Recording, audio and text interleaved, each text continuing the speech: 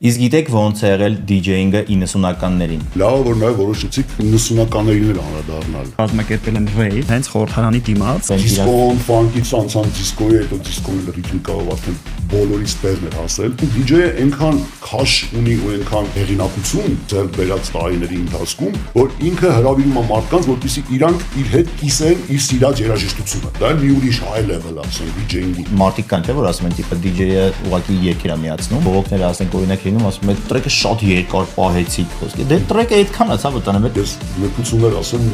համաձայնվում։ Այդ նորմալ կուկն է։ Այդ չգիտեի։ Այդ իրա ամպլուաներից 78 թվականին է թողարկվել։ Այդ տրեքերը, այն վաղվա տրեքերը, հիմա մինչև հիմա մարդիկ նվագում են ու ռեմիքսներ են անում այդ նույն տրեքերը, բայց այս վերջի ժամանակներին տենց տրեքեր չկա որ կհիշես։ Էով գերեվացա անող մարդիկ, այնպես դաժանությամբ են ասենք ունենց հաղթանակած են հայտարարում, ապել էլ ոչ մի մուզիկանտ պետք չի։ Լուրջ լեյբլները դա տարբերելու են ու չեն թողարկելու այդ մարդկանց տրեքերը։ Թողարկել։ Այդ ժամանակը, որը ես այդ ապարատի հետևը կանգնած աշխատում եմ, ինձ ահավոր մեծ բավականություն է պատճառել, իմ համար եմ սկսել նվագել։ Իսկ դա է պրոբլեմը։